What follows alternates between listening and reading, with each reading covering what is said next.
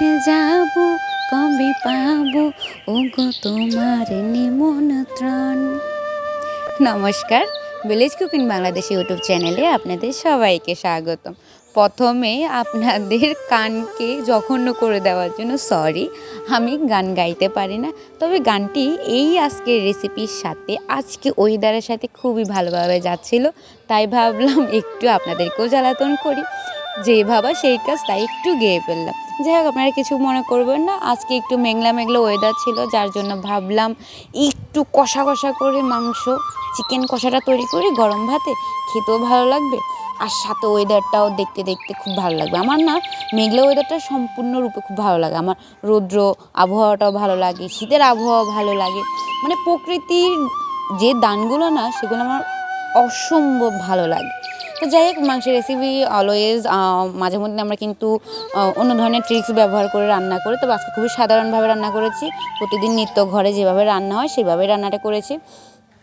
তো সম্পূর্ণ রেসিপিটা আপনারা দেখুন আর উপভোগ করুন। আর এই মেঘলা দিনটা কে কে উপভোগ করতেছেন বা এই বৃষ্টিতে কে কে উপভোগ করতেছেন আমাকে জানাবেন। তবে আমাদের এদিকে মেঘলার পরে যে পরিমাণ বৃষ্টি হয়েছে, যার কারণে আমি আপনাদেরকে কোনো ধরনের রেসিপিও দিতে পারি না, কারণ আমাদের চারপাশে প্রচুর পরিমাণে জল উঠে গেছে। প্রায় অনেক জায়গায় জল উঠে গেছে। তবে আজকে একটু ওয়েদারটা খুবই ভালো, বলা যায় না আরও যদি বৃষ্টি হয় তাহলে আমাদের এবারও আমাদের যে জায়গা আগেরবারও বন্যা হয়েছে, এবারও কিন্তু ওই জায়গাটায় বন্যা হওয়ার সম্ভাবনা আছে। তো জানি না কি হবে, তবু চলেন আপনাদের সাথে সুন্দর সুন্দর রেসিপি শেয়ার করতে চলে এসেছি।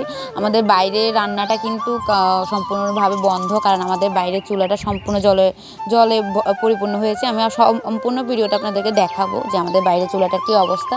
তো আমরা এখন ঘরেই রান্না করতেছি, আর এটা বৃষ্টির আগের রেসিপি, ভাবলাম আপনাদের সাথে শেয়ার করি। আর অবশ্য নতুন নতুন রেসিপি দেওয়ার চেষ্টা করবো, তবে আমাদের একটু সময় দিতে হবে, কারণ বললামই তো আমাদের চুলার অবস্থা খুবই শোচনীয়। যাক, এখানে মাংসটা রান্না হলো, কেটে ধুয়ে ভালো করে পরিষ্কার করে নিয়ে ঘরে যাবতীয় যে মশলাগুলো দিয়ে আমরা সাধারণত নিত্যদিন মাংস রান্না করে থাকি, যেমন জিরা বাটা, আদা বাটা, পেঁয়াজ বাটা, রসুন বাটা, এই সম্পূর্ণটা দিয়ে ভালো করে মেখে তেজপাতায় ভালো করে পেঁয়াজ কুচি দিয়ে ভালো করে, আপনি চাইলে এখানে একটু গোটা রসুন ব্যবহার করতে পারেন। আর গোটা রসুন আমার কিন্তু বড্ড পছন্দ, তবে আমার মায়ের আবার পছন্দ না, যার কারণে মা মাঝে মধ্যে গোটা রসুনটা ব্যবহার করে না। যাই হোক, এরপরে কাঁচা তেল দিয়ে ভালো করে মেখে কিছুক্ষণ রেখে দেওয়ার পরে চুলাতে তেল গরম করে বসিয়ে দিয়েছে, ভালো করে কষানো হবে। তবে আগে আলুটা ভেজে রেখেছে, পরে এই ভাজা আলুর আলাদা কিন্তু একটা ফ্লেভার থাকে, তো যার কারণে আলু মা আগেই ভেজে রেখেছে। মা কিন্তু সবসময় ভেজে রাখেন, যখন ঝটপট রান্না করে তখন কিন্তু আলু ভেজে রাখে না, সাথেই দিয়ে দেয়, মেখে দিয়ে দেয়। তো যাই হোক, এরপরে এখানে মাংসটা কষানো হচ্ছে আর আমি একটু বাইরে ওয়েদারটা ফিল করতেছিলাম, কারণ ওয়েদারটা খুবই সুন্দর ছিল। মানে এই সুন্দর ওয়েদারের পরে, ওই ওয়েদার উপভোগ করার পরে কিন্তু সম্পূর্ণরূপে চারদিকে বৃষ্টি। আর অবশ্য মা মাংস রান্না করবে আর আমি কষা মাংস খাবো না, তা তো হইতেই পারে না। আর বসে যাই মায়ের সামনে একটা বাটি নিয়ে। আসলে না, এই ছোটো ছোটো আবদারগুলো না খুবই ভালো লাগে মায়ের কাছে করতে। তো যাই হোক, এরপরে যখন মাংস কষানো হয়ে গেছে, মা এখানে জল দিয়েছে, জলের পরিমাণটা একটু কম দিয়েছে, কারণ আমরা কষা মাংস খাবো, আজকে কষা কষা করে মাংসটা খাবো। আর অবশ্যই মাংসের সাথে কিন্তু আমার একটু পেঁয়াজ, তারপরে শসা বা গাজর, সবচেয়ে বেশি পছন্দ হচ্ছে কাঁচা পেঁয়াজ। তো যাই হোক, এখানে আমি আমার ওয়েদারটার আমার বাগানটা দেখতেছি, কিন্তু এই বৃষ্টির পরে বিশ্বাস করেন আমার বাগানটার অবস্থা খুবই শোচনীয়।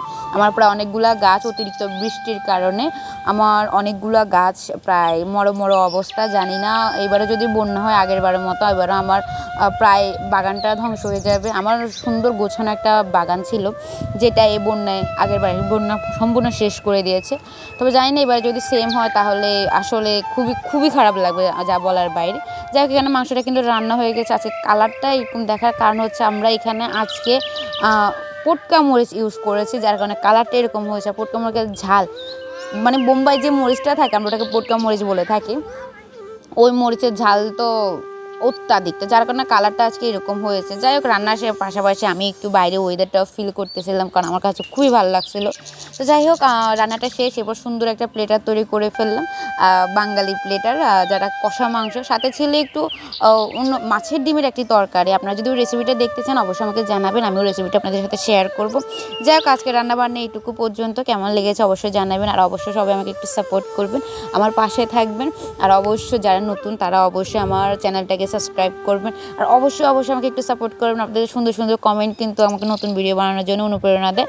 যাই সবাই ভালো থাকবেন, সুস্থ থাকবেন, আর অবশ্যই দেখা হচ্ছে নতুন কোনো ভিডিওতে। রাধে রাধে।